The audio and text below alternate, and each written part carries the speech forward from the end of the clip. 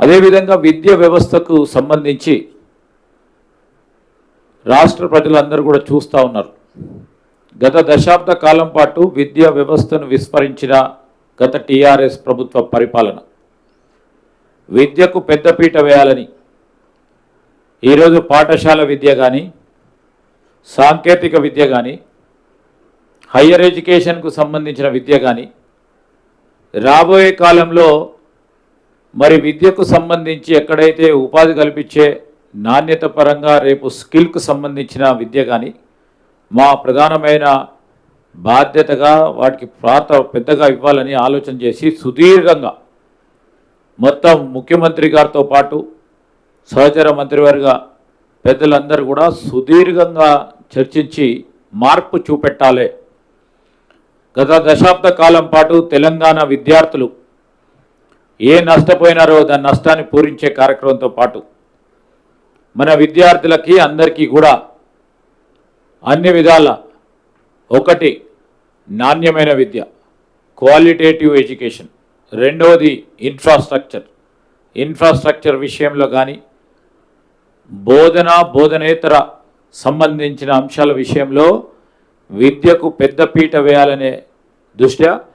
సుదీర్ఘమైన చర్చ ప్రతి ఒక్క మరి మంత్రివర్గ సహచరులు వారి సలహా సూచనలతో పాటు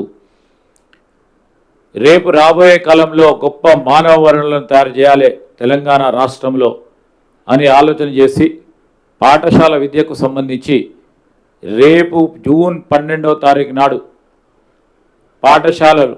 తిరిగి ప్రారంభం కాబోతున్న సందర్భంలో మార్పు చూపెట్టాలి 10 సంవత్సరాల కాలం లేని మార్పు చూపెట్టాలనే ఒక ఆలోచనతో ఈరోజు మరి పాఠశాలల కమిటీకి సంబంధించి అమ్మ పాఠశాలల కమిటీలకు సంబంధించి దాదాపు 600 కోట్ల రూపాయలను రిలీజ్ చేసి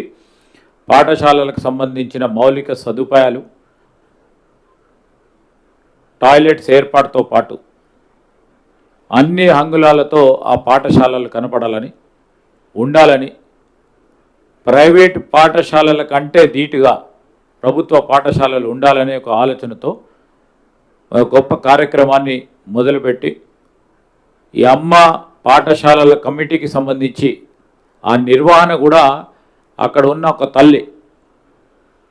మహిళల గ్రూపులకు సంబంధించిన వారితోనే ఈ పనులన్నీ చేపట్టాలని ఆలోచన చేసి కార్యాచరణ మొదలు కావటం జరిగింది. ఎన్నికల కంటే ముందే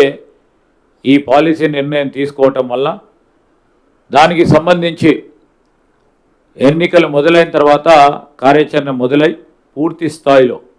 రేపు 12వ తారీఖు వరకు మెజారిటీ పాఠశాలలకు సంబంధించి ఇన్ఫ్రాస్ట్రక్చర్ ఇంకా మెరుగైన రీతిలో ఒక మార్పు చూపెట్టే కార్యక్రమం